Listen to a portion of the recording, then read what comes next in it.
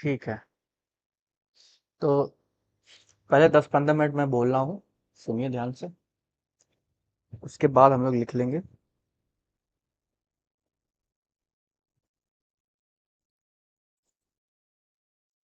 तो स्तूप की जब हम बात कर रहे थे तो हमने बात की थी कि स्तूप क्यों बनाया जाता था।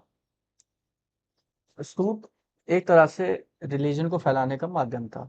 ठीक है, it was a way to spread religion, one of the ways. बहुत सारे तरीके थे, उनमें से एक तरीका था। कैसे? क्योंकि भाई स्तूप जगह जगह पर अगर हमने बना दिए तो वहां पर बुद्धिस्ट टीचिंग्स फैलाई जा सकती है। एक सेंटर बन जाएगा, वहाँ बुद्धिस्ट मॉन्क्स आएंगे, वो अलग अलग जगह पे बुद्धिस्ट की टीचिंग्स फैलाएंगे। तो उनकी शिक्षा फैलाने का एक जरिया था। दूसरा दूसरा बुद्धिज्म फॉलो करने का और बुद्ध को याद रखने का। क्योंकि स्तूप में क्या होता था, मान लीजिए अभी कुछ नहीं है, खाली जमीन है। बुद्ध की कोई संबंधित चीज, बुद्ध की कोई इस्तेमाल की हुई चीज हो सकती है, बुद्ध का कोई बॉडी का पार्ट हो सकता है, कोई बोन हो सकती है, उसको लाके रख दिया गया स्तूप के पास, है ना। और एकदम बीचों बीच खाली जमीन पर अब उसी के ऊपर एकदम स्तूप बना दिया गया, सेमी सर्कुलर में, सेमी सर्किल में, आधा गोला। ठीक है, फिर उसके चारों तरफ हमने एक परिक्रमा करने के लिए रास्ता बना दिया। फिर गेट वेट लगा दिया, ऊपर रेलिंग बना दी, बैल्कनी बना दी। अब बन गया स्तूप। तो ये जो सेमी सर्किल वाला पार्ट था, हमने बात भी की थी, हमने लिखा था इस बारे में। सेमी सर्किल वाला जो पार्ट था, अंडा बुलाया जाता है इसको, क्योंकि अंडे की तरह दिखता भी है वो। बाकी जो परिक्रमा वाला पार्ट था, जहां पर परिक्रमा भी की जाती है, बुद्धिस्ट मंत्र वगैरह चैंट करके बुद्धिस्ट वहां ऐसे गोल गोल घूमते हैं, सारनाथ जाइए तो वहां पर ऐसे गोल गोल घूमते हैं। तो ये जो परिक्रमा की ये जो प्रथा है, ये आपको हिंदू धर्म में भी देखने को मिलती है और बुद्धिस्ट धर्म में देखने को मिलती है। परिक्रमा तो हमारे यहाँ भी की जाती है, मंदिर के भी चक्कर लगाए जाते हैं, और ऐसे स्तूप के भी चक्कर लगाए जाते हैं, या बुद्ध की कोई भी चीज हो उसके चक्कर लगाए जाते हैं। तो ये दोनों का कॉमन कल्चर, दोनों की कॉमन प्रैक्टिस है। तो अंडा होता है वो जो सेमी सर्कल वाला पार्ट होता है। फिर जो रेलिंग होती है जहाँ चक्कर लगाया जाता है उसे प्रदक्षिणापात कहते हैं। प्रदक्षिणापात हमने लिखा है। या उसे सर्कम्बुलेटरी, मतलब जो सर्किल वाला पार्ट है जहाँ परिक्रमा वगैरह की जाती है। उसके अलावा 4 गेट होते हैं चारों दिशाओं में। इसे तोरान कहा जाता है, या तोरन या तोरान, है ना। ऐसे ऐसे दो ऐसे खंबा लगा हुआ है, ऐसे 4 पट्टी लगी हुई, गेट बन गया तो। ठीक। और अंडा के ऊपर एक बालकनी टाइप की, मतलब एक खिड़की टाइप की ऐसे बड़ी सी चीज होती है, जैसे हर्मिका कहते हैं। ठीक है, हर्मिका के ऊपर जो फ्लैग होता है उसे छतरी बुलाते हैं। और जो गेट है, और जो स्तूप की दीवार है, तब बाहर की तरफ जो गोल गोल दीवार है और जो गेट है, उसके ऊपर बहुत सारी चीजें बनी हुई देखने को मिलती हैं। उसमें जातका कहानियों से बहुत सारी कहानी देखने को मिलेगी, बहुत सारे फिगर्स देखने को मिलेंगे। जातका कहानी कौन सी कहानी होती थी? जो बुद्ध की प्रीवियस लाइफ्स के बारे में होती थी, या बुद्ध की जिंदगी से संबंधित होती थी।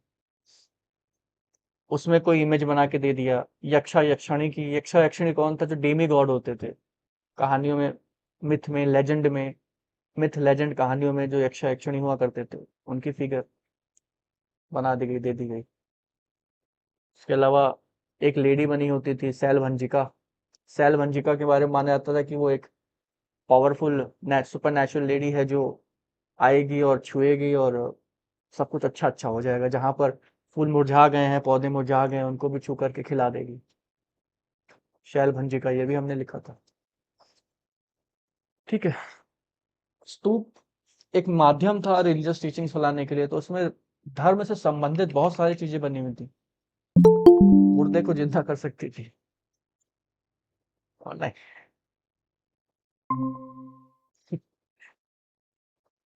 आपको पता है ये सारी चीजें बुद्धिस्ट की ओरिजिनल टीचिंग्स में, मतलब बुद्धिज्म और बुद्ध की ओरिजिनल टीचिंग्स में देखने को नहीं मिलेंगे आपको। बुद्ध बहुत ही प्रैक्टिकल टीचर थे, इंसान की तरह पढ़ाते थे। भाई गुरु हैं हम आपके। जैसे मैं आपको पढ़ा रहा हूँ, मैं आपको यहाँ कुछ जादू टोना नहीं सिखाता। मैं आपको नहीं कहता बेटा ये मंत्र याद कर लो, भगवान आके आपको आशीर्वाद देगा, है ना। मैं एक टीचर हूँ, मैं आपको बता सकता हूँ कि आप जीवन में क्या करो या इसमें क्या करो, सब्जेक्ट में क्या करो, कैसे आंसर लिखना है, ये सारी बातें मैं आपको बता सकता हूँ, इसके अलावा कुछ बता नहीं सकता हूँ। बुद्ध वही करते थे, टीचिंग फैलाते थे, अपनी शिक्षा देते थे। ये सारी चीजें ज्यादातर लेट में आपको देखने को मिलेगी, बाद में जाकर के, है ना, बाद में जाकर के चीजें ऐड हुई हैं। हम ये भी देखेंगे कि बुद्धिज्म का डेवलपमेंट कैसे हो गया बाद में, और हिंदुज्म भी कैसे पुराणिक बन गया। पुराणिक हिंदुज्म और जो वैदिक हिंदुइज्म है, मतलब जो वैदिक धर्म है और जो पुराणिक धर्म है, दोनों में काफी अंतर है। अंतर क्यों है बेटा? क्योंकि अंतर, बहुत समय का गैप है उन दोनों के बीच में। अब वैदिक धर्म आपको मिलेगा 1000 BC में, 600 BC तक। पुराण उराण बनना, लिखना शुरू हुए थे 500, 600, 700 साल बाद। तो 700 साल बहुत लंबा समय होता है, बहुत कुछ बदल जाता है 700 साल। तो दोनों में अंतर आ गया था, ये भी हम देखेंगे आज। ये दो तीन चीजें आज हम देख के खत्म करेंगे इसको, चैप्टर को। तो स्तूप में हमने देख लिया सारी चीज। स्तूप में कहानियां लिखी होती थी, टीचिंग्स लिखी होती थी, और बहुत सारे फिगर बने होते थे, बुद्ध की इमेजेस बनी होती थी, है ना, जिसमें बुद्ध बने हुए हैं और बुद्ध की कहानियां छपी हुई हैं। लिखा भी होता था उस पे प्राकृत में, है ना, बहुत सारी चीजें। ये सारी चीजें आपको स्तूप में देखने को मिलती हैं। इसके अलावा बुद्धिज्म का जो बाद का डेवलपमेंट था, उसके बारे में बात करते हैं, फिर हिंदुज्म की पुरानी बात करते हैं। और हाँ, सबसे पहले आपके चैप्टर में, चौथा चैप्टर है, उसमें क्या दिया हुआ है? शाहजहां बेगम और सुल्तान जहां बेगम के बारे में लिखा हुआ है। शाहजहां बेगम की एक बढ़िया सी कैंडिड फोटो भी है ना, बढ़िया फोटो है वो। वो फोटो कैसे आई? अ, खींची गई होगी ऑब्वियसली, क्योंकि वो कनिंगम के टाइम की थी, तो 1900 तक तो कैमरा आ ही गया था, है ना, 1900 तक कैमरा आ गया था। कैमरा की इन्वेंशन थोड़ी पहले ही हो गई थी, शायद 19th सेंचुरी में हो गई थी, 18th या 19th सेंचुरी में। तो खींची गई होगी, या पेंटिंग होगी, पेंटिंग को फिर उसने पोर्ट्रेट फॉर्म में किया होगा, चाहे जैसा भी किया होगा। ज्यादातर पेंटिंग ही बनवाते थे वो लोग यार, है ना, कैमरा हमारा इतना प्रचलित नहीं था। तो सुल्तान जहां बेगम और शाहजहां बेगम, बहुत लोग कंफ्यूज हो जाते हैं, शाहजहां बेगम क्या मुमताज है? मुमताज नहीं है यार, शाहजहां बेगम अलग है, मुमताज तो सूरज। शाहजहां की बेगम मुमताज है, और शाहजहां बेगम अलग है। है ना? दोनों अंतर।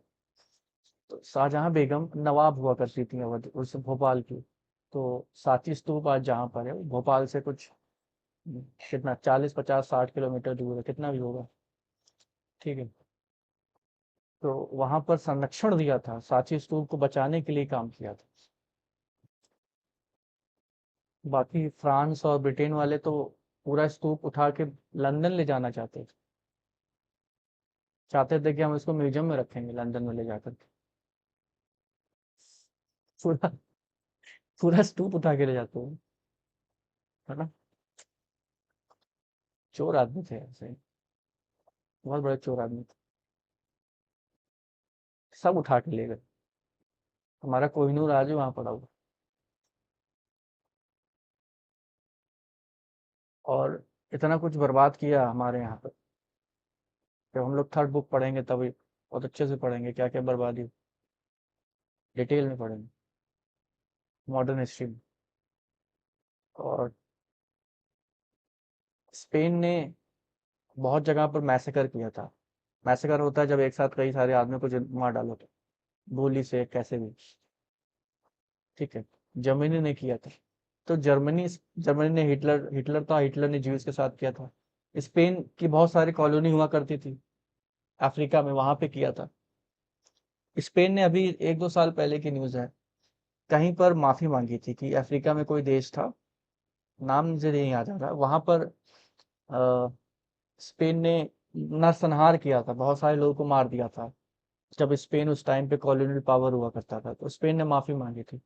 ब्रिटेन ने आज तक जालियांवाला बाग के लिए माफी नहीं मांगी, नहीं मांगी आज तक। बहुत सारे बार बोला भी गया था, मतलब ऐसे कोई ऑफिशियल नहीं बोला गया है, इंडिया इंडिया ने ऑफिशियली नहीं बोल दिया, भारतीय सरकार ने या फॉरेन मिनिस्टर ने।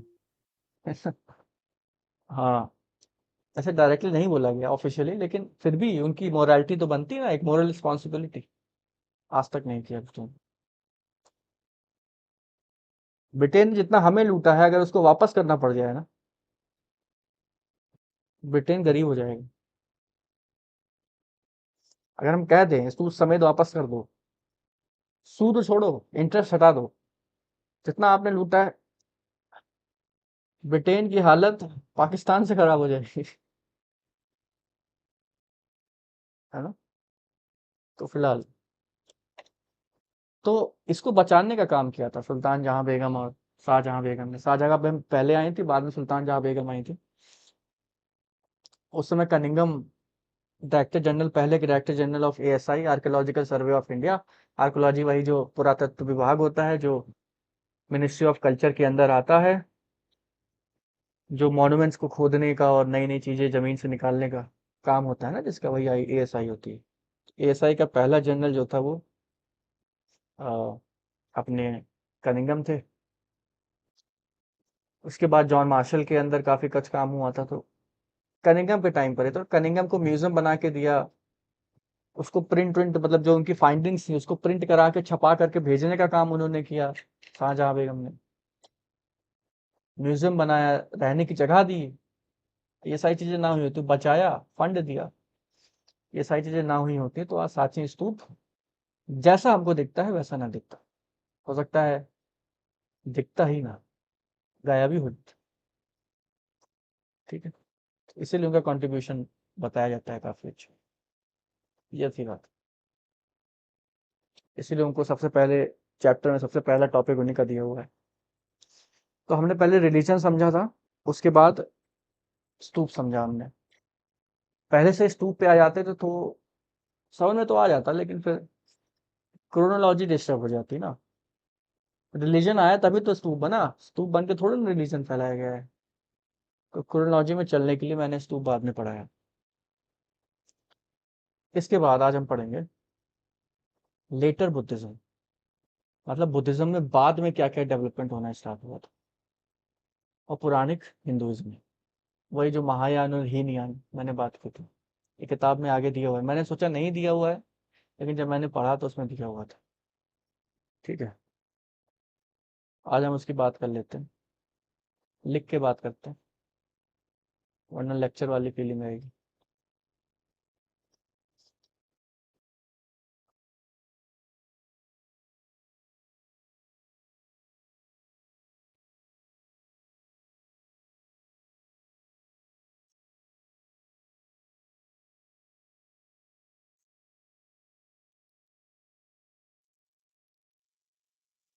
क्या पढ़ा रहे हैं सर आप इस समय?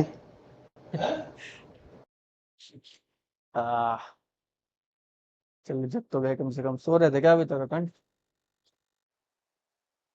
सर क्लास नहीं ले पा रहे हैं सर, अभी भी नहीं ले पाएंगे लग रहा है, पापा फोन कर रहे हैं। क्या काम क्या रहता है पापा से कहो भैया क्लास रहती है, पापा यार समझा करो, जरूरी काम रहता है क्या? यस सर, गोदाम पर सामान आया रहता है। इसी टाइम आया रहता है 7 बजे। हाँ, शाम के टाइम लाए रहते हैं वो लोग। है कि चला गया? आखिर मैं चैप्टर 4 पढ़ा रहा हूँ, उसमें लास्ट का टॉपिक बुद्धिज्म और स्तूप की बात कर रहा था। उसमें स्तूपा दिया हुआ है बुद्धिज्म, और हीनयान बुद्धिज्म दिया हुआ है। बाद में जाकर के पुरानिक हिंदुइज्म की बात हो रही है ना, मैं वही पढ़ा रहा था। तो अभी तक मैं स्तूप वाला रिवीजन करा रहा था। टफ टॉपिक है कि आसान है सर? टॉपिक आसान है कि टफ है? आसान है यार, टफ ऑफ कुछ नहीं है। टफ क्या तब होता है? ठीक है सर, तो पढ़ाइए आप। ठीक है,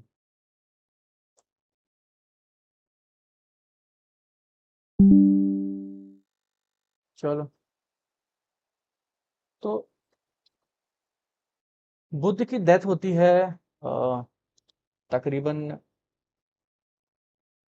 कब हुई थी? 400 कुछ में या 500 कुछ में। एक मिनट मेरे को डेट कंफर्म करने दो।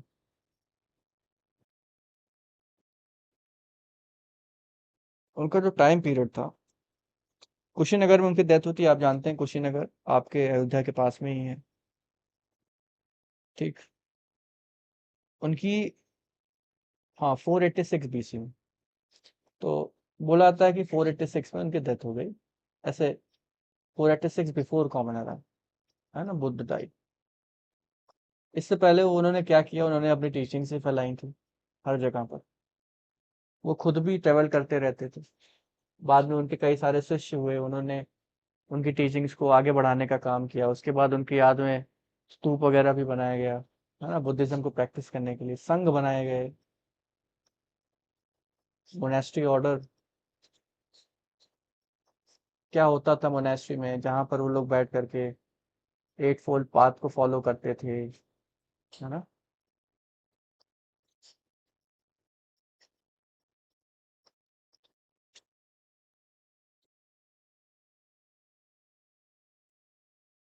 ठीक है।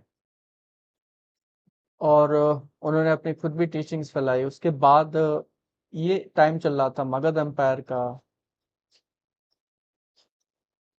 और जब बुद्ध मरे उस टाइम पे राजा कौन थे, अजात शत्रु। अजात शत्रु कौन से डायनेस्टी के राजा थे, हरियनका डायनेस्टी के।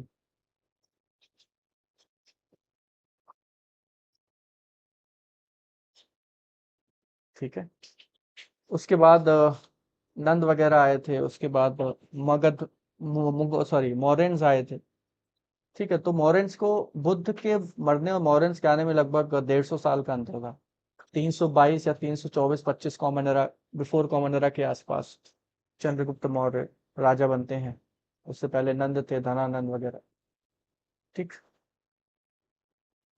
और इससे उससे पहले भी एक डायनेस्टी थी जिसमें काला अशोक राजा था। ये सब आपको नहीं जानना है, मैं बता रहा हूँ कि बुद्धा के मरने के बाद क्या क्या हुआ। तो बुद्ध के मरने के बाद संघ वगैरह बना। उसके बाद उनकी टीचिंग्स को कंपाइल किया गया। ठीक है। In the later periods his teachings were compiled.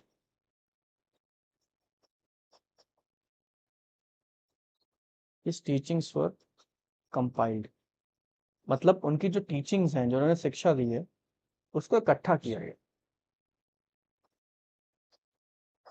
ताकि भाई बुद्ध ने जो हमको सिखाया एक जगह पर रहे, ताकि उसको और आगे फॉरवर्ड किया जा सके। जैसे आपकी किताब है एनसीईआरटी, एनसीईआरटी छपती है, हर साल उसका नया एडिशन आता है, तो एनसीईआरटी फॉरवर्ड होती रहती है। तो ऐसे ही उन्होंने टीचिंग्स को कंपाइल किया। लेटर पीरियड मतलब जब बुद्ध मर गए उसके। तो for this many councils were held. बहुत सारी काउंसिल हुई थी बुद्ध की टीचिंग्स को कंपाइल करने के लिए। ठीक है। काउंसिल मतलब बैठक, बैठकें हुई। और बहुत सारे राजाओं के अंदर बैठक हुई। तो सबसे पहले जो बैठक हुई थी बुद्ध की टीचिंग को कंपाइल करने के लिए, वो इन्हीं के अंदर हुई थी, अजातशत्रु के अंदर। फर्स्ट बुद्धिस्ट काउंसिल बोला जाता है।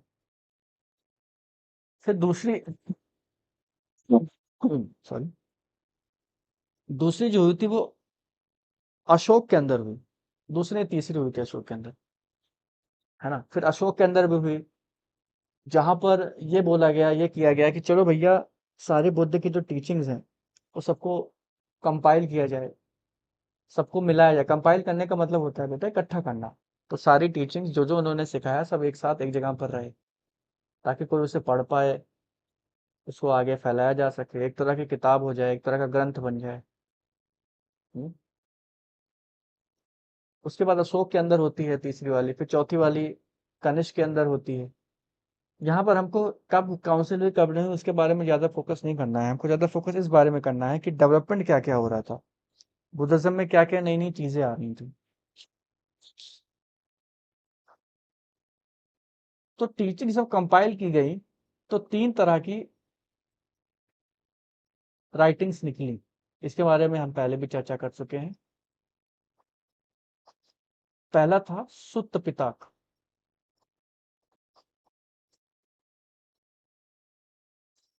तीसरी जो लिटरेचर या राइटिंग हुई उसको बोला गया विनय पिता।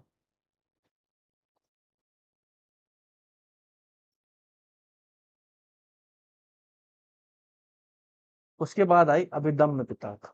अभिदम्य एकदम लास्ट में आई थी, सबसे पहले सूत आई थी, फिर विनय आई थी, फिर अभिदम्य आई थी। क्या क्या था इसमें? तो पिताक का मतलब होता है बास्केट। पिताक का मतलब होता है बास्केट। क्यों बोला जा रहा है इसको बास्केट? क्योंकि ये जो पत्तियों पे लिख लिख के एक टोकरी में डाल देते थे।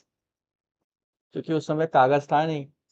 कागज तो काफी टाइम बाद आया, चाइना ने इन्वेंट किया कागज। उस टाइम पे कागज था नहीं, तो पत्तियों पे लिखा जाता था। या तो ओरली याद कर लेते थे, या तो पत्तियों पे लिख देते थे। तो बास्केट बना बना कर पत्तियों पे लिख के डालने लगे अंदर।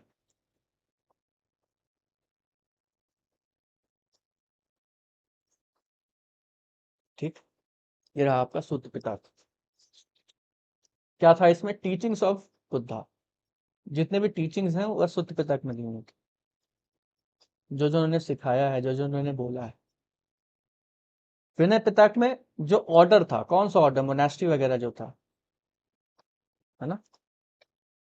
ये जो मोनेस्ट्री थी जहां पर सब लोग बैठ के एट फोल्ड पाथ फॉलो करते थे, उसके रूल्स रेगुलेशंस क्या हो?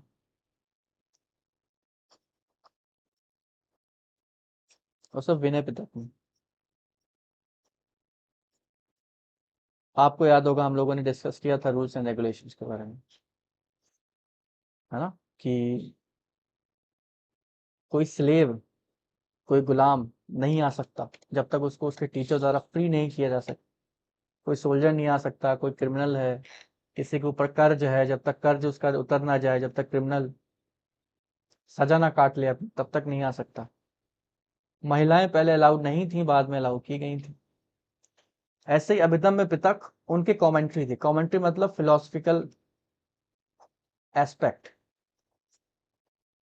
जहां पर उसके बारे में काफी चर्चा की गई कि बुद्ध ने ये कहा तो क्यों कहा, बुद्ध ने ये कहा तो इसका क्या मतलब है। ये सारी चीजें, सब अभिधम्म पिटक में फिलोसफिकल चीजें आ गई। ठीक है।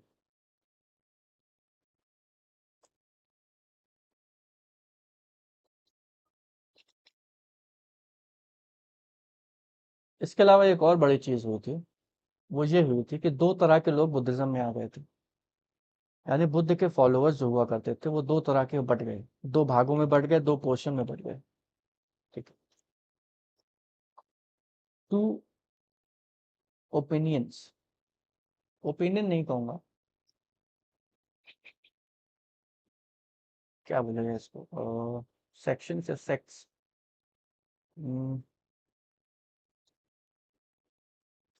टू टाइप्स ऑफ बुद्धिस्ट या बुद्ध फॉलोअर्स, ये लिख सकते हैं। Two types of Buddha followers immersed. दो तरह के लोग उभरे इस टाइम पर, मतलब जब ये सब चल रहा था, बुद्ध की टीचिंग वगैरह रखी जा रही थी, बुद्ध चले गए।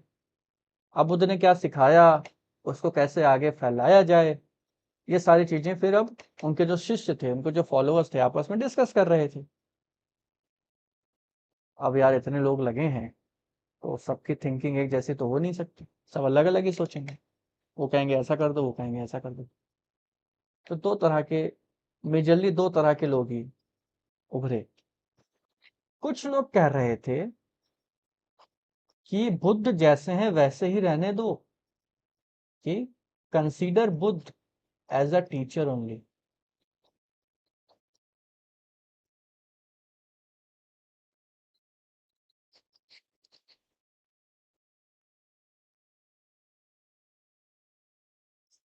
फॉलो अष्टांगिका मार्ग।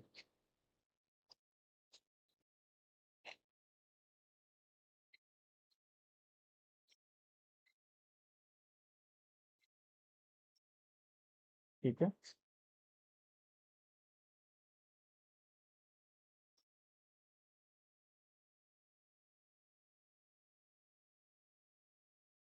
Believed in original Buddha teachings, believed in original Buddha teachings,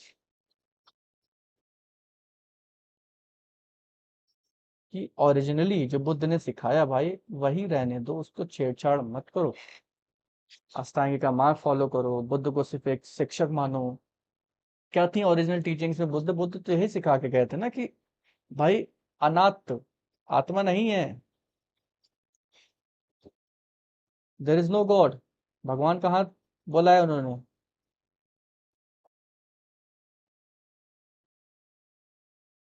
ठीक। अब कुछ लोग और थे, वो क्या कह रहे थे कि बुद्ध इज अ गॉड।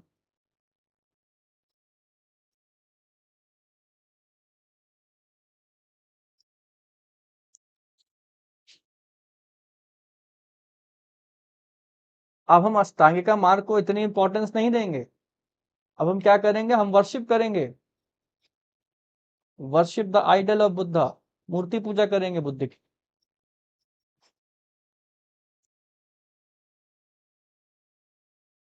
ये आपको हिंदुज्म से ज्यादा इंस्पायर्ड मिलेगा, हिंदुज्म के ज्यादा करीब मिलेगा ये जो बुद्ध भगवान है और उनके मूर्ति की पूजा।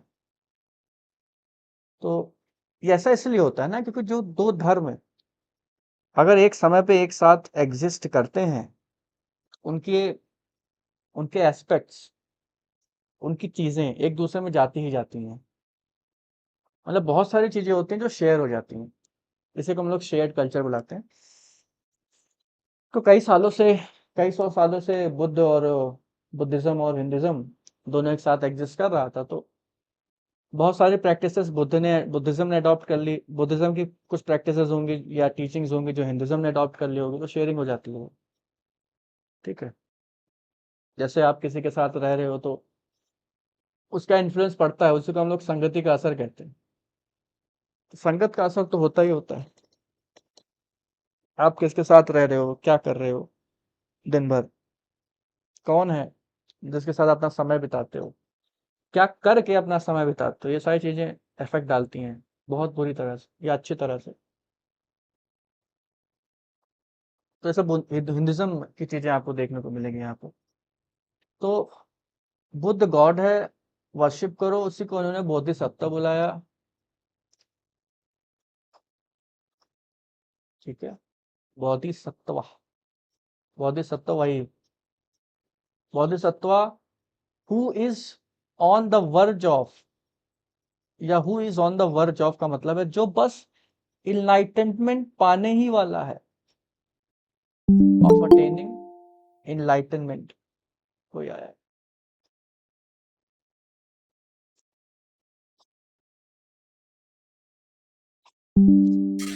सर प्रणाम। प्रणाम आदित्य, बहुत लेट हो गए।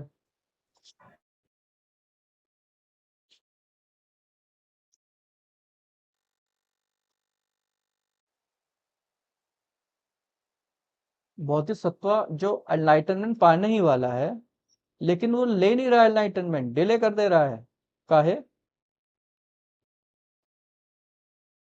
ताकि दूसरों का भला हो जाए।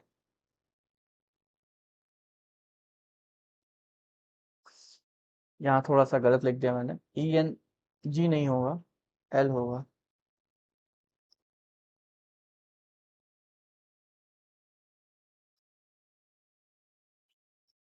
अब सही। बट आगे लिखिए।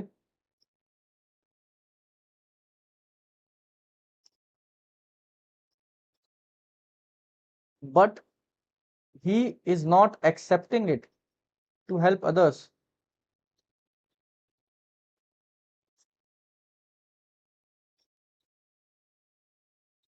ताकि दूसरों की मदद कर पाए। और इस तरफ बुद्ध खुद एनलाइटेंड है।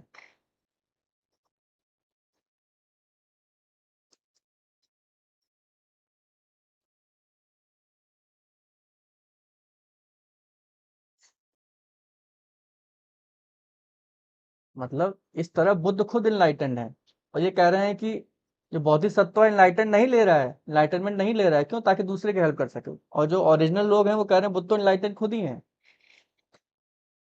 ये लोग कहते हैं अपो दीपो भवा। क्या कहते हैं? अपो दीपो भवा।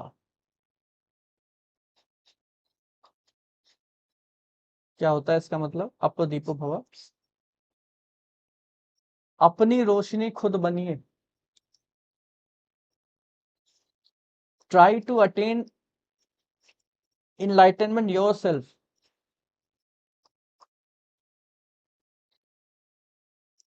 कि खुद से कोशिश करिए इनलाइटनमेंट पाने की। कैसे मिलेगी? एट फोल्ड पाथ को फॉलो करके, इच्छाओं को कम करके, बुद्ध के टीचिंग्स को फॉलो करके।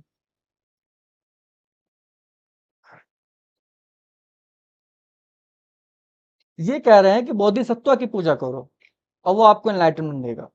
Worship Bodhisattva and he will enlighten you.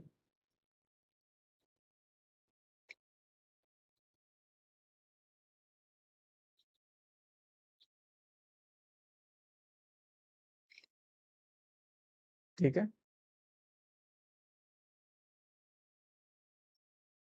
ये लोग कह रहे हैं नो सोल, कोई आत्मा नहीं, अनात्य। ये कह रहे हैं भैया सोल है।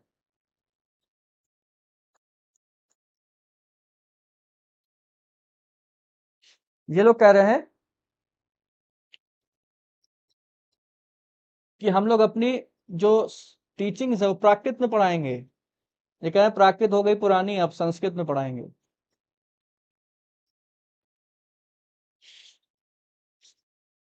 ये दो गुटों में, दो सेक्शंस में, दो ग्रुप में बट गया था बुद्धिज्म।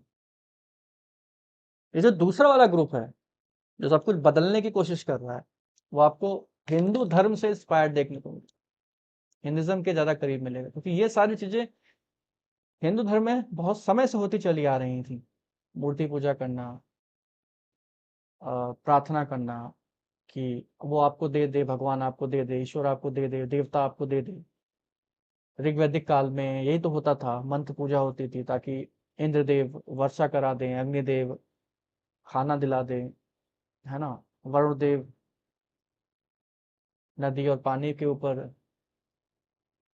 हमको फायदा पहुंचा दें, तो भगवान देवताओं की पूजा की जाती है। तो वैसे यहाँ पे भी बोधिसत्व से पूजा कर रहे हैं, हे बोधिसत्व हमको एनलाइटनमेंट दिला दो। और जो ओरिजिनल टीचिंग है बुद्धा की, वो कह रही है कि तुमको खुद अपना दीप बनना होगा, कोई नहीं आएगा दूसरा तुमको करने वाला। तो ये सारी चीजें बाद में बदल गई। आज ज्यादातर आपको महायान देख, महायान हीनयान बता रहा हूँ, ज्यादातर आपको ये दूसरे वाले ग्रुप देखने को मिलेंगे। मेजॉरिटी जो बुद्धिज्म फॉलो हो रहा है वो दूसरा वाला है, यानी जो पहले वाले ओरिजिनल वाले हैं वो पीछे हो गए। ये सिर्फ बुद्धिज्म में नहीं हुआ है, ये सिर्फ इस्लाम में नहीं हुआ है, ये सिर्फ जैनिज्म में नहीं हुआ है, दुनिया के हर धर्म में, हिंदू को लेकर के भी, हिंदुज्म में भी यही चीज हुई है। जो ओरिजिनल टीचिंग है हमारी वो कहीं पीछे छूट गई है। और हम लोग आज जिस धर्म को फॉलो करते हैं वो पौराणिक धर्म है। आज जो हमारे जो पूजा पाठ होता है, जो वो सारी चीजें होती हैं, वो सब पुराण में है, वो सब वेदों में नहीं है। वेदों में तो आपको मिलेंगे ही नहीं शंकर जी और विष्णु जी, वो पुराण में मिलते हैं, बाद में जाकर के वो इम्पोर्टेंट गॉड बने। पहले भी उनका मेंशन होता है रुद्र नाम से, लेकिन बड़े गॉड वो बाद में जाके बनते। तो ये पुरानिक धर्म है जो हम फॉलो कर रहे हैं आज, वैदिक धर्म नहीं है ये। सबसे सनातन तो वैदिक धर्म है। आज जिस हम सनातन की बात करते हैं वो सनातन है ही नहीं, क्योंकि वो तो पुरानिक है, और पुरानिक से ज्यादा सनातन तो वैदिक है। तो आप वैदिक फॉलो करोगे तो सनातन ही होगे।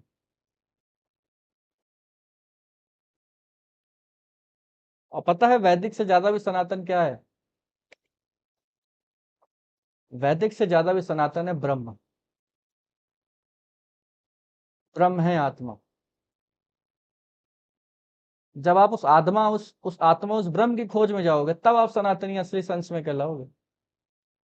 आज जितने गमछा ओढ़ के सनातनी अपने आप को बोल रहे हैं, ये पौराणिक है, सनातनी नहीं है। वैदिक तो छोड़ो, मतलब ब्रह्म तो छोड़ो, सनातनी तो छोड़ो, ये तो वैदिक भी नहीं है, वो तो वैदिक धर्म को भी फॉलो नहीं करते। तो ओरिजिनल टीचिंग से हम बहुत दूर हैं। चाहे किसी भी धर्म की आप बात करिए, इस्लाम भी ओरिजिनल टीचिंग से दूर है।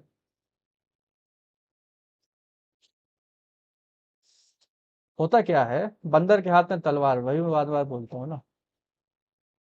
इतनी अच्छी बात बुद्ध कह के गए, ले बंदर के हाथ में तलवार, काट दिया गला।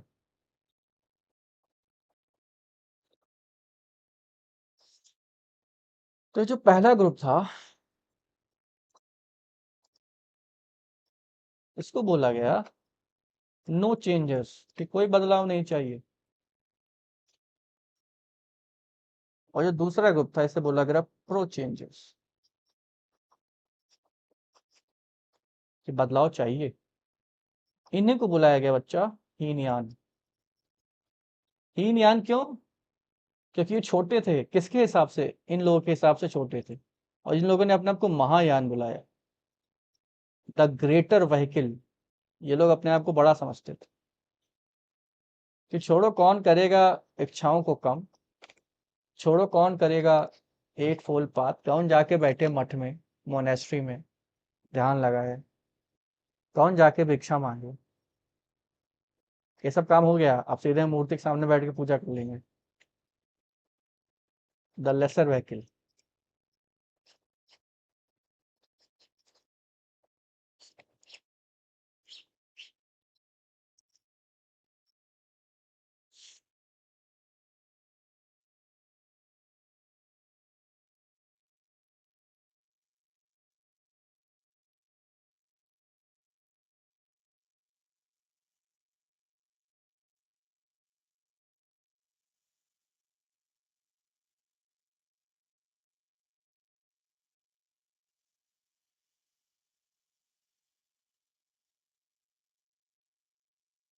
हम्म। ठीक है,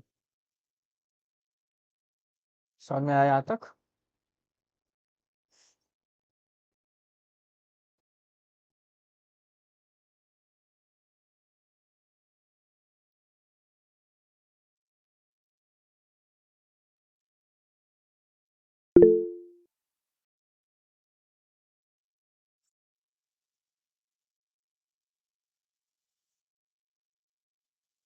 तलवार उसके हाथ लग गई, है ना? या ऐसा कह लो कि वो बंदर ही रह गया। राजा ने सोचा था कि ये बंदर है, आगे जाके इंसान बनेगा, तो सोचने समझने की शक्ति आएगी। लेकिन वो बंदर ही रह गया, इंसान बना ही नहीं। बंदर से भी ज्यादा खराब हो गया ना।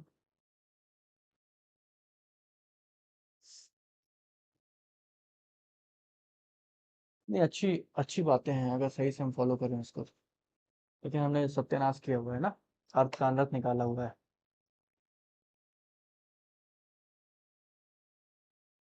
हमने आत्मा को गलत समझा है,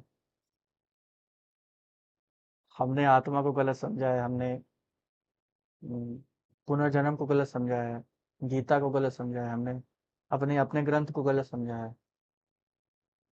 यही तो कारण था।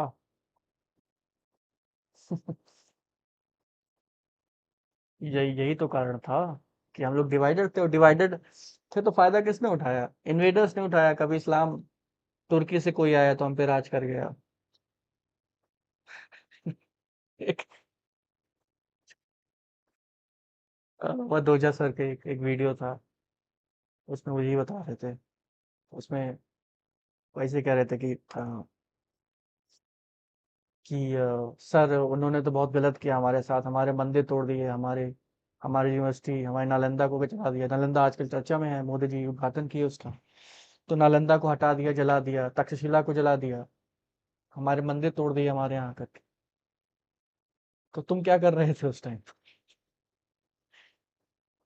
क्यों नहीं मिल के मार दिए उनको? हाँ, लाखों की संख्या में थे, कुछ हजार लोग तुम पे चढ़ गए। क्यों चढ़ गए पता है? क्योंकि हम एक नहीं थे कभी।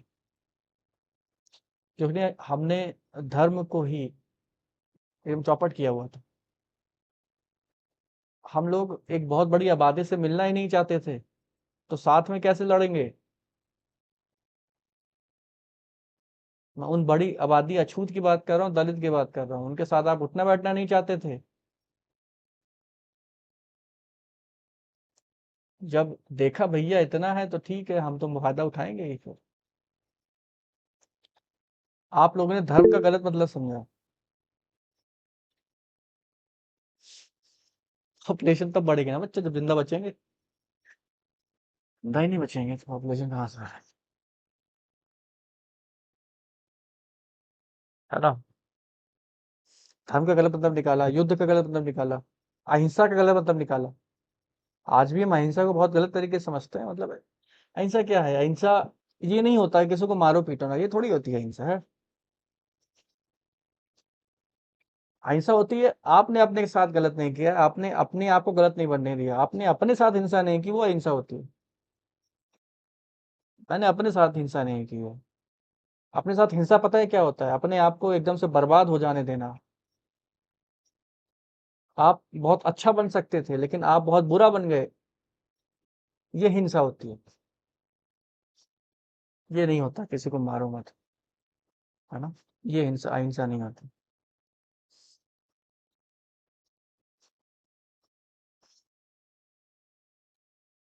आपने अपनी संभावनाओं को कम कर दिया, खत्म कर दिया, वो अहिंसा होती है।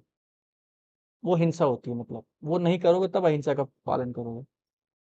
और जो गांधी जी अहिंसा की बात करते थे वो ये नहीं कहते थे कि वो जो थप्पड़ मारने वाला था, पहली बात तो उनका ये सेंटेंस आधा है, आधा नहीं है। उन्होंने कहा था कि अगर कोई दबा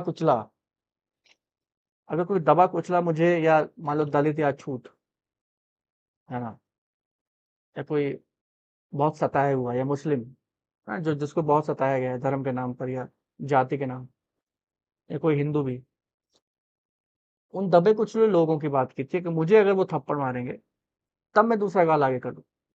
चलो भैया और मान लो, क्योंकि मेरी हमारे पूर्वजों ने, हम लोगों ने काफी हजार सालों से धर्म जाति के नाम पर इतना कुछ किया है आपके साथ। ठीक है, आपका हक है। तब उन्होंने कहा था कि दूसरा गाल आगे कर दे रहा हूँ। मतलब बाकी लोग मार सकते थे, नहीं, बाकी लोग नहीं। जो दबे कुचले हैं, जो अपने गुनाहों, उनके साथ अपने साथ हुए गुनाहों का बदला लेने आ रहे हैं, जिनके साथ गलत हुआ है सालों साल, उन्होंने कहा था, सिंपैथी दिखाने के लिए कहा था उन्होंने। ये नहीं कहा था कि आओ मुझे थप्पड़ मार ही लो, सिंपैथी दिखाने के लिए कहा था कि भाई मैं आपके साथ हूँ, आप मुझे मार भी लोगे तो मुझे दुख नहीं होगा। एक साथ होना था ना, यही एक साथ अगर हम 500 साल पहले होते तो हरा दिया होता मुगलों को।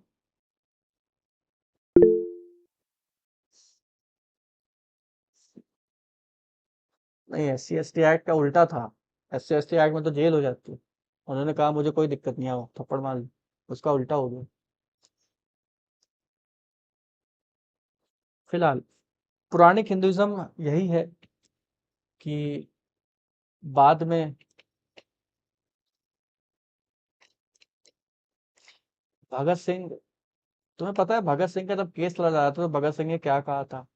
उन्होंने अपने पिताजी थे, हाँ, उन्होंने अपने पिताजी को लिखा खत कि मुझे बहुत शर्मिंदगी महसूस हो रही है कि आप मुझे बचाने की कोशिश कर रहे हैं।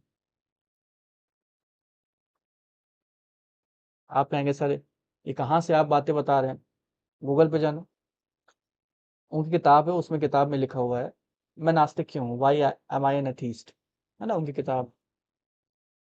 तो उसमें उन्होंने एक लेटर भी लिखा हुआ है। या आप कुछ ना करना, Bhagat Singh letter to his father in jail, search कर लेना। उस लेटर में लिखा हुआ है कि आप मुझे बचाने की कोशिश कर रहे हैं, मैं बड़ा शर्मिंदा हो गया हूँ कि मेरा बाप मुझे बचाने की कोशिश कर रहा है। मुझे बचाइए मत, मैं बचना नहीं चाहता, आप मेरा केस मत लड़िए, भगत सिंह ने खुद कहा है।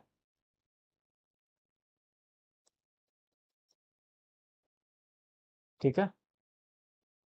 दूसरी चीज, भगत सिंह ने यह भी कहा है कि मुझे बचाओ मत, मुझे गोली मार दो, do not hang me, shoot मी। और अगर उनको वाकई में बचना होता तो भाग सकते थे वो, असेंबली में बॉम्ब फेंकने के बाद वो बड़े आराम से भाग सकते थे। वो ये भी लिखते हैं उसमें, उन्होंने ये भी लिखा, सपोर्ट किया, सपोर्ट कैसे, सपोर्ट किया था, वो कभी नहीं चाहते थे भगत सिंह को फांसी हो। उन्होंने अंग्रेजों से बात भी की थी, अंग्रेज मना कर दिया, कहा नहीं वो क्रिमिनल है। भगत सिंह का केस लड़ा जा रहा था, भगत सिंह ने खुद मना कर दिया मेरा केस मतलब।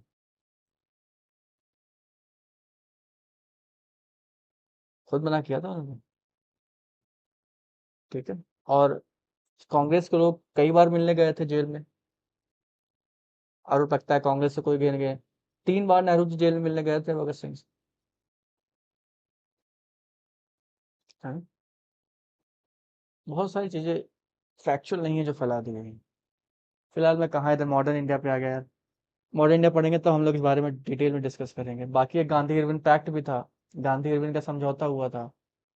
गांधी इरविन के समझौते में जो समझौता था वो ये था कि हम सिर्फ पॉलिटिकल प्रिजनर को रिलीज करेंगे, वायलेंट प्रिजनर्स को नहीं। और कोई हलवा था ब्रिटिश एम्पायर, कैसे निकलवा देते।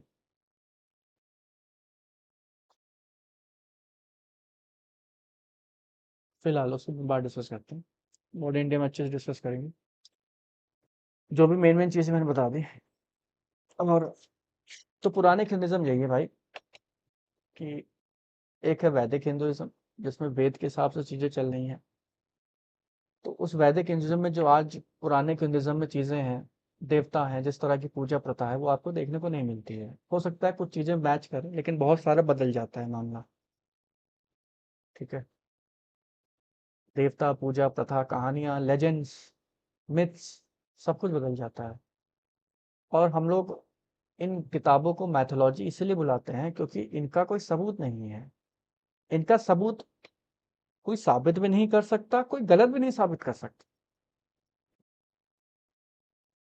इसलिए इन्हें मिथ कहा जाता है, ये बीच का है। अगर मैं कहूँ ये कभी नहीं हुआ था, तो आप मुझसे कहो कभी नहीं हुआ था, आप कैसे कह सकते हैं?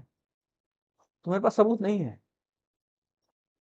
और कोई कहे ये हुआ ही था, कैसे कह सकते हो ये हुआ ही था, उसके पास भी सबूत नहीं है। इसलिए मैथोलॉजी है, बिलीफ की बात आ जाती है, यहाँ पे विश्वास के काम आ जाता है। धर्म विश्वास पे ही चलता है बेटा। जहां दिमाग आ गया वहां आप धर्म से दूर हो जाओगे। विश्वास नहीं करते आप, लगा के देख लेना।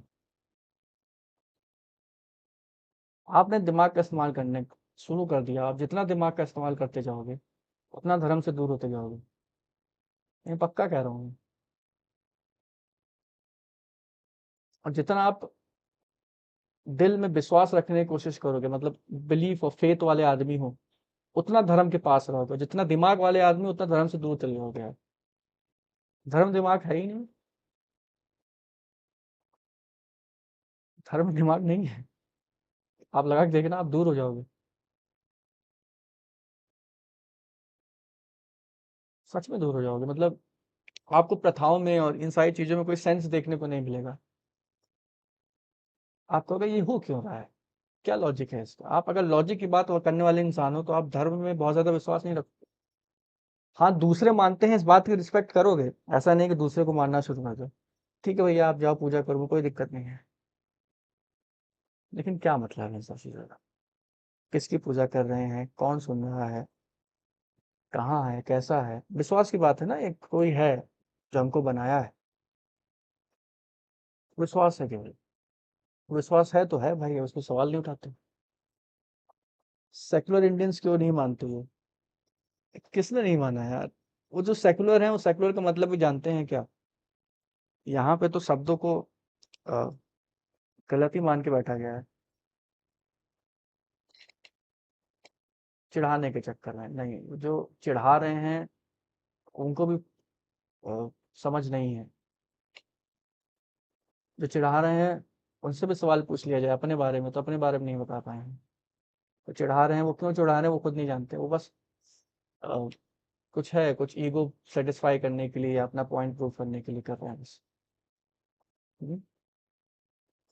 बाकी उनसे 4-5 सवाल, अच्छा वो चिढ़ा रहे हैं कि भाई धर्म नहीं होता, धर्म नहीं होता, ठीक है। तो धर्म की मजाक उड़ा रहे हो, तो विद्वान हो तो मानते होगे। अगर धर्म नहीं माने तो तुम साइंस में मानते हो। उनसे मत जलाओ। और ये जब आता कहते हैं बहुत एनिमल लवर बन जाओ। लवर बन जाओ कि मत जाओ? बहुत लवर एनिमल मत बन जाओ, अच्छा। ये दोगले लोग हैं बेटा, है ना। ऐसे लोगों से दूर रहना। ये दोगले लोग हैं। ये अपना इंटरेस्ट साधने आते हैं, है ना। जो सच में धर्म की बात करेगा वो दोनों को गलत बोलेगा। ठीक है। वो कहेगा जानवर नहीं मारना चाहिए, चाहे आप ईद की बात करो चाहे आप नॉर्मल डे की बात करो, कोई त्योहार नहीं है तब भी जानवर मत मारो। जानवर मारना ना मानना तो स्पिरिचुअलिज्म की बात है भाई। आप एक इंसान हो, आप संवेदना, प्रेरणा और थोड़ा सा प्यार तो रखते हो प्रकृति के लिए, ठीक है? तो जानवर नहीं मारना चाहिए। आप नहीं मानते, ये सारी बातें छोड़ो। और मैं आपको लॉजिक और फैक्ट्स दिखा देता हूँ कि जानवर मारने से क्या क्या नुकसान होता है साइंटिफिकली, तब तो मानोगे। तो चाहे ईद हो चाहे ना हो, बिल्कुल नहीं मारना चाहिए, कभी नहीं मारना चाहिए, है ना? पटाखे जलाने में भी कोई बहादुरी नहीं है। पटाखों से नुकसान नहीं होता है, पैसे बर्बाद होते हैं, हवा दूषित होती है, ठीक है? और आवाज आती है बहुत ज्यादा, साउंड पोल्यूशन होता है। तो इसमें भी कोई धर्म नहीं है, पटाखे जलाने में ना बकरा मारने में कोई धर्म है। एक टाइम हो सकता था भाई जब खाना वाना नहीं मिलता था तो बकरा काट के खा लेते थे, ठीक है?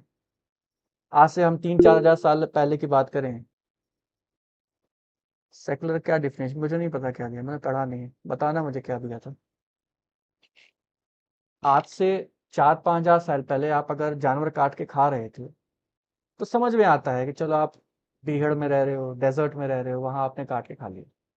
जिंदा रहना है भाई इंसान को। इसमें यहाँ मोरालिटी वोरालिटी की बात नहीं है, इसमें लॉजिक की बात है, कॉमन सेंस की बात है कि उस टाइम पे चलो जरूरी रहा होगा। आज क्या जरूरी है, ये बताओ? आज जानवर मारना इतना जरूरी है? आपके पास कोई और विकल्प नहीं है, इतना कुछ आ गया है। बैठ के सट्टे से आप मोबाइल से ऑर्डर कर दो, खाना आ जाएगा आपके पास। आप एसी में सो रहे हो और बकरी में जाकर बकरा काट रहे हो। अगर आप वाकई में बकरा काटना चाहते हो, उठो जाओ, पत्ता लपेटो, जंगल में रहो। क्यों बैठे हो एसी में? जाओ सऊदी अरब जाओ, वहां पर जाकर के रेगिस्तान घूमो, यहाँ मत बैठो, जाओ। अगर आपको वाकई में वही चीजें फॉलो करनी है तो। एक समय पे मान लो पटाखा जलाया जाता था, आज क्या जरूरत है पटाखा जलाने की? दोनों ही चीजें गलत है ना आज। देख रहे हो गर्मी का क्या हाल है, उसमें और तुम कार्बन सल्फर छोड़ना चाहते हो। धर्म की बात नहीं, कॉमन सेंस की बात है, ठीक है?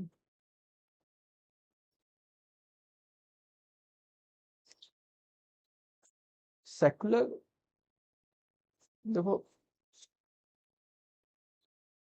सेकुलर ठीक है, आदमी को होना चाहिए, लेकिन दिक्कत ये है ना, पता है, आ, किसी भी चीज में मानने लग जाना, फिर वो उसी तरह से हो जाता है। जैसे मैं बताता हूँ, जैसे कोई अगर भगवान में मानता है और कोई भगवान में नहीं मानता है, दोनों एक जैसे हैं, क्योंकि दोनों ही अपने विश्वास पे टिके हुए हैं। एक का विश्वास है कि भगवान नहीं, एक का है भगवान है। दोनों का तो अपना विश्वास है, ठीक? मतलब दोनों ही चीजों को नकार रहे हैं। जो नहीं मानता वो ये साबित नहीं कर सकता कि नहीं है, और जो मानता है वो भी नहीं साबित कर सकता कि नहीं है। तो दोनों एक ही तरह हैं, तो हमको क्या पता? I don't know. हम क्या करेंगे? हम दिमाग का इस्तेमाल करेंगे, कॉमन सेंस का इस्तेमाल करेंगे। कॉमन सेंस ज्यादा अच्छा है ना किसी भी चीज में भरोसा करने से पहले। थोड़ा सा दिमाग लगाना, रैशनल बन जाना, लॉजिकल बन जाना, कितना अच्छा है किसी भी चीज का इस्तेमाल करने से पहले, ठीक है? ज्यादा अच्छा है मिडिल पाथ। वो तो क्या सिखा गए? काम पे ध्यान दो, हटाओ ये सब भगवान आत्मा। दुख क्या है तुमको, ये बताओ? जब अपना बखीरा दुखों का खोल के लेके बैठोगे तो कहेंगे अच्छा हाँ, ये दुख है, ये सारी चीजें तुम चाहते हो, इतने सारे इच्छाओं को पाल के बैठे हो, कल के दुख आ रहा है। वो एक कहानी सुनी है बचपन में? एक लड़की लेके जा, एक औरत रहती है अपने बच्चे को, अ, एक औरत,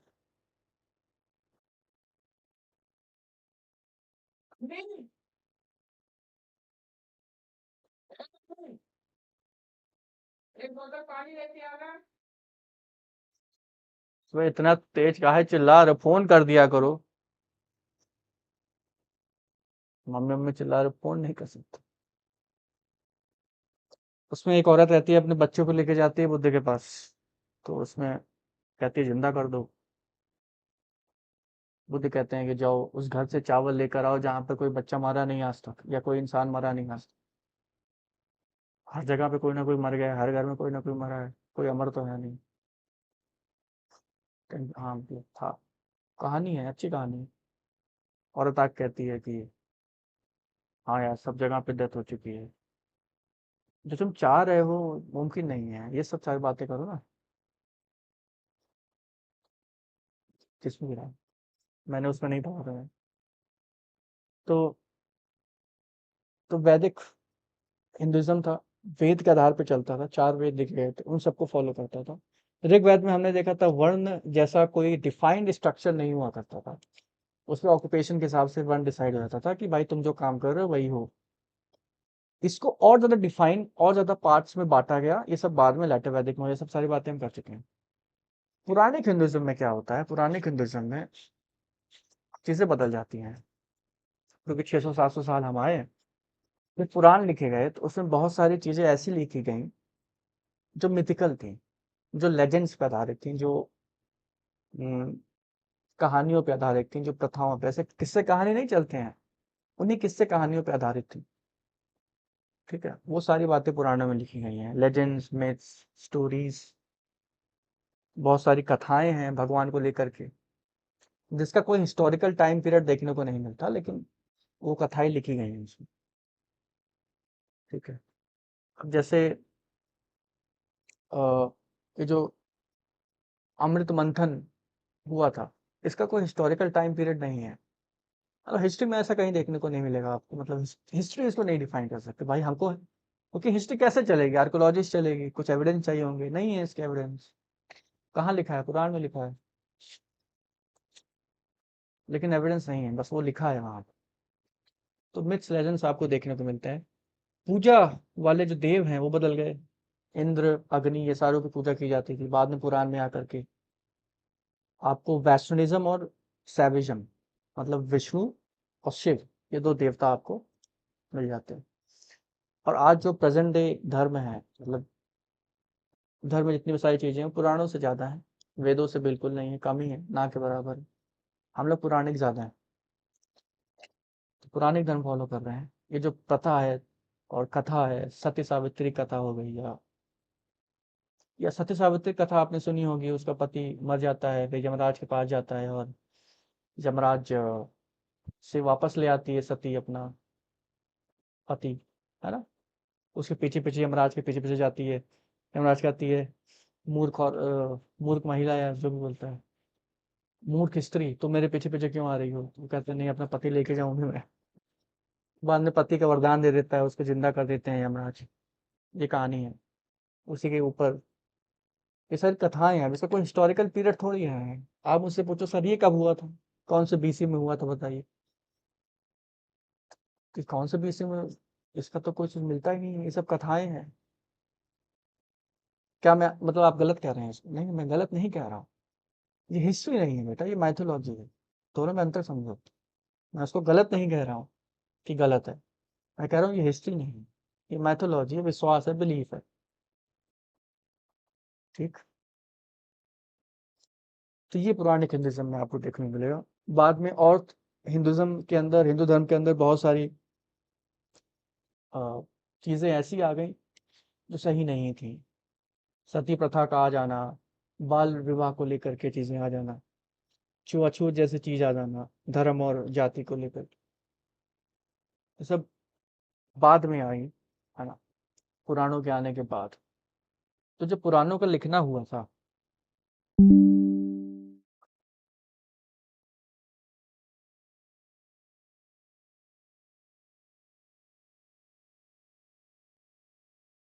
इधर देखिए, जो पुराण कंपाइल हुए थे, पुराण वर कंपाइल्ड, मतलब लिखे गए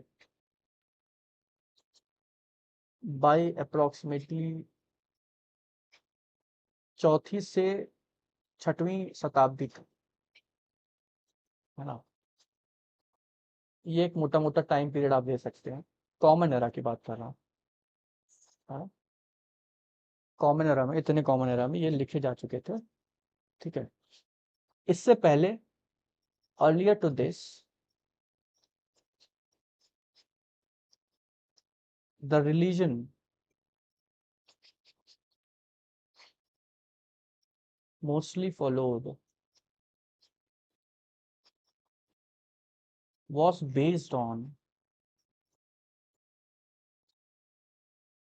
teachings of Vedas.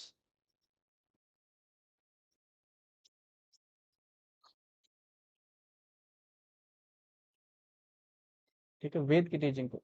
ये जो पुराण थे, now Purans contained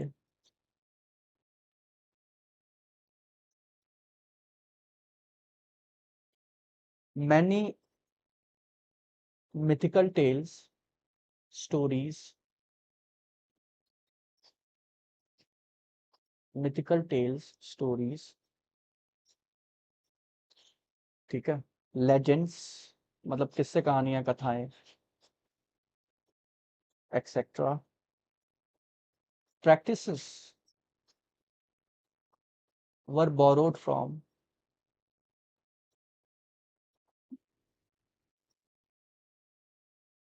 बहुत सारी जो प्रैक्टिसेस थी वो धर्मशास्त्र, सूत्र, स्मृतियों से ली गई थी। वही जो मनुस्मृति जैसी चीजें थी,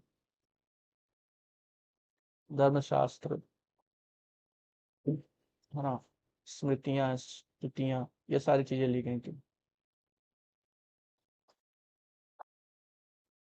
जैसे मनुस्मृति, यज्ञवल्क्य स्मृति, यज्ञवल्क्य ऋषि का नाम था,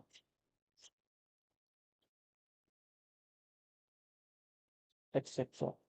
ऐसे बहुत सारे एग्जाम्पल।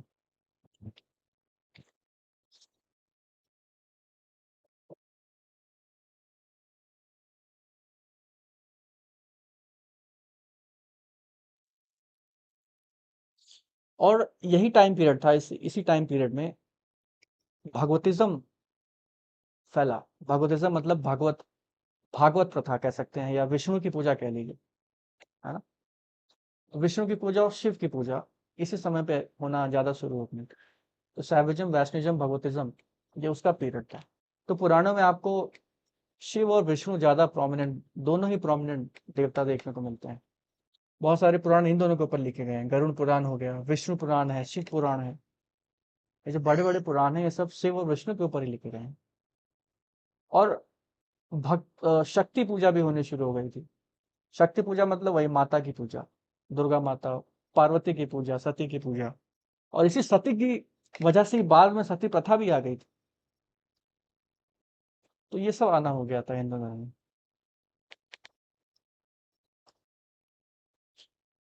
ठीक है। The central gods came to be Vishnu and Shiv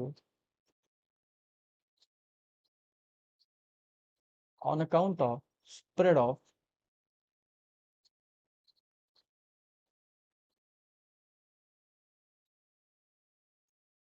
Bhagavatism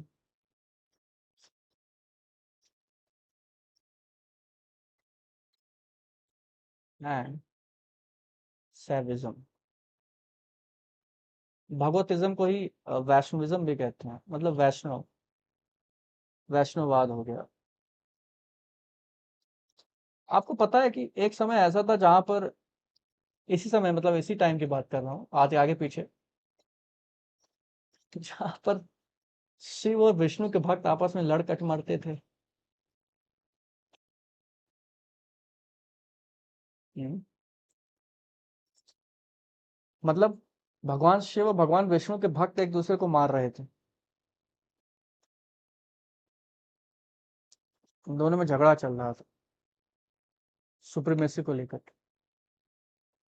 कि कौन सुप्रीम है, विष्णु सुप्रीम है या शिव सुप्रीम है। आज भी बहस देखने को मिल जाती है। मैं तो सोचता हूँ यार, कौन सा धर्म है तुम्हारा जो भगवान को ही भगवान के ऊपर रखा हुआ है। हाँ, यही सारी चीजें आ जाती हैं, तो बेड़ा गर्क हो जाता है धर्म का। शिव और विष्णु दोनों को ही एक समझा जाए, अलग ना समझा जाए। एक है भाई, भगवान एक है। आप विष्णु लिख दीजिएगा।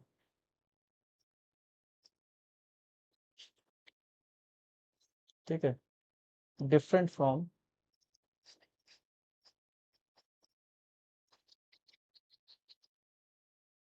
इंद्र अग्नि ऑफ वैदिक टाइम।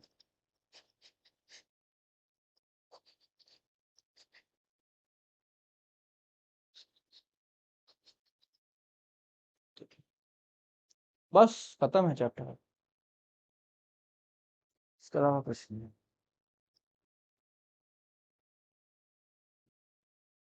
ये भी लिख लीजिएगा कि पुराण contained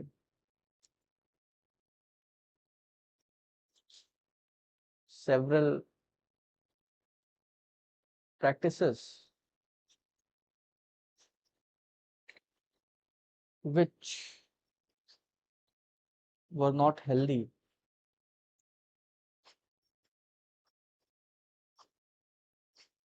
for Hindu society।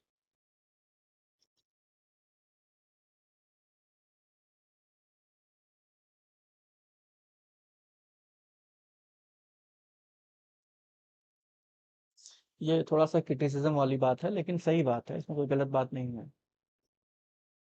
हो सकता है आपको लगे क्रिटिसाइज कर रहा हूँ, हाँ क्रिटिसाइज ही कर रहा हूँ, बट ऐसे ऐसे चीजें, सती प्रथा और अ,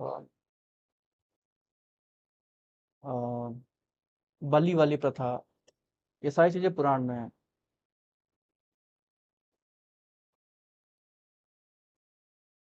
गलत है, सही नहीं है।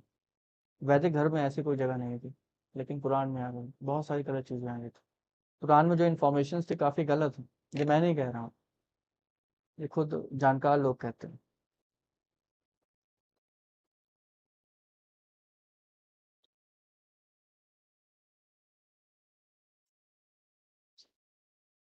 ठीक है, लेकिन वो भी एक पार्ट थी, तो उसको जानना जरूरी है। ऐसा नहीं कि हम उसको निगलेक्ट कर दें, उसको भी जानना जरूरी है। बस खत्म है आपका चैप्टर ना। कोई क्वेश्चन है किसी का?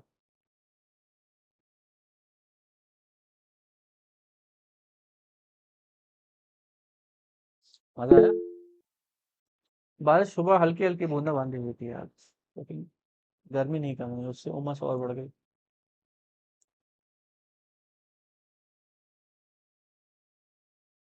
चलो ठीक है।